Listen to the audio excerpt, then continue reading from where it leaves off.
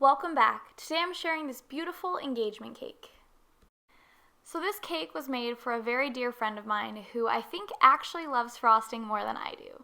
So we were going to their engagement party and I wanted to make something really special.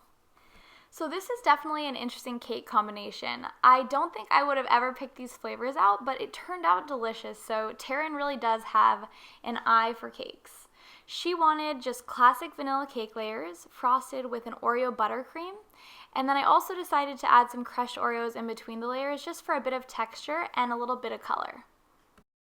I knew I was going to be adding some roses on top of this cake, so I wanted to make my cake layers a little bit bigger than normal so they could have space for them.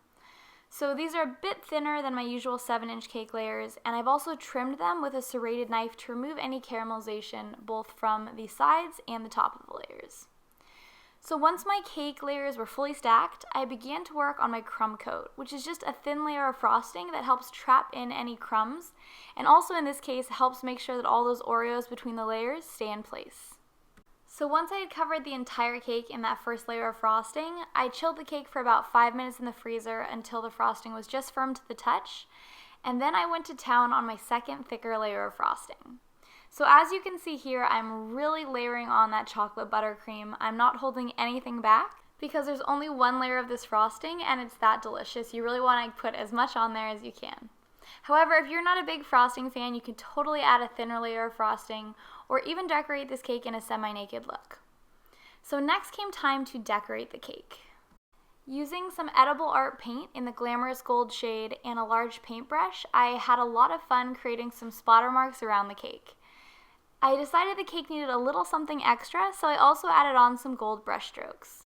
While this looks like all fun and games, I got gold paint everywhere in my kitchen and all over my hands, so if you do this at home, I really recommend putting something behind your cake to catch those extra splatters.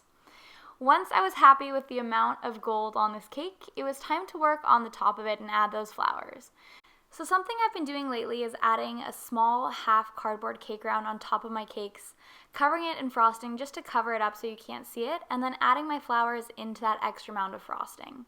I really love doing this because you don't have to wrap your stems, you don't have to worry about any of the fluids from the flowers leaching into the cake, and when it comes time to cut the cake, you can just slide your offset spatula underneath that bit of frosting and pop the flowers right off. So it's super clean, and it also makes cutting the cake a breeze, which I really love because there's nothing more awkward than when you get to an event and you're trying to cut a cake that is covered in flowers. Because as beautiful as they are, nobody wants to eat them.